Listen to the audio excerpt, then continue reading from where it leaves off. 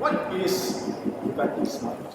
It is a personal, protective, it is the most effective motorcycle I like.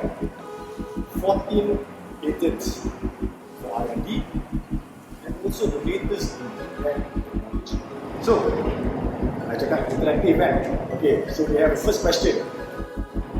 Kau rasa airbag ni walaupun kecil sama tak dengan airbag dalam kereta? Mungkin. Any other answers?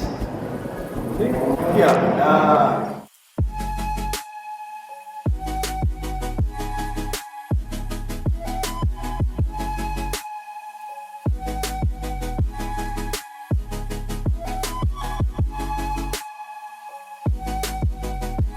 Why is it versatile? It can suit any rider. You boleh pakai underneath your jacket. You boleh pakai kat luar your riding jacket. Second question, smart jacket ni kurang atau lebih efektif daripada pakai tank? Lagi low! The amount of energy absorbed by the body is lower when you use this smart jacket. So just now we looked at the heart, which is the airbag itself. What's the weight? 7 sensors. We've got sensors that test your speed, how fast you're going, yeah, on road, on track, off-road.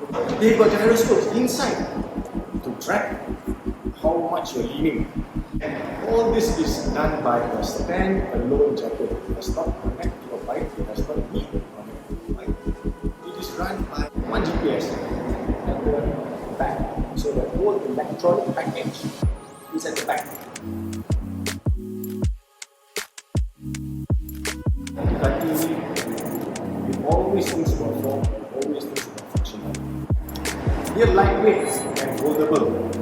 Boleh lipat. Easy to transport when you're using it. Kau rasa bateri smart jacket ni boleh tahan berapa lama lepas full charge? Paling kuat 20 jam ke? Ataupun lebih daripada 20 jam? Lebih. Siapa yang jawab dulu Ya, 26 hours. This is a scenario where the customer comes in. You're willing to service the bike. Okay, buys the jacket from us, we charge for 4 hours. Settle motor, dia dah pergi makan lunch, dia dah balik, settle. LED position.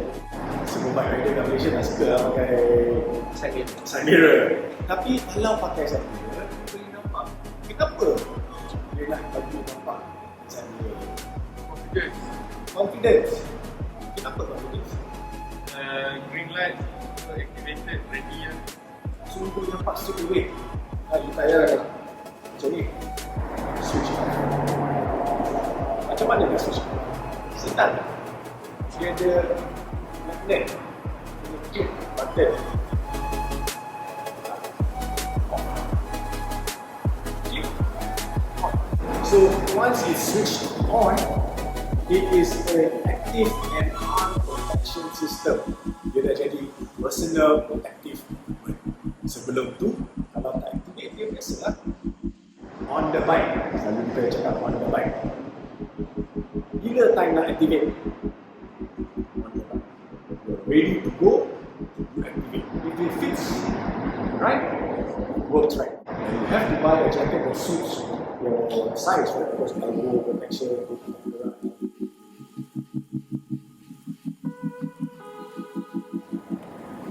it activates when it senses movement above 10 km/h. Secondly, the sensor detects engine vibration. Pakai electric scooter tak ada vibration, tapi bila you pergi more than 10 km, the GPS kicks in. It is detecting, oh, this guy is moving. The accelerometer kicks in. Oh, this guy is moving 10 km/h. Start level, terus vibrate bergaran. It already detects, it activates. High side and low side, typical weekend riding incident. Typical urban riding incidents. Tiba-tiba, oh, macam tu yang bergerak. Airbag activate. So, third question. Kau rasa boleh ke pakai masa hujan ni? Rain does not affect the operation of the Ducati Smart Jacket. So once you come to usage, maintenance, care for your smartphone, care for your bike, care for your phone. Sama dengan jaket ni dia pakai Ducati PJ is an authorized service center for smart jacket. So bring it to us, we can remove the airbag, come back to us, we pasang. One last question for you guys, right? Kau rasa smart jacket ni patut kita servis atau okay, bila?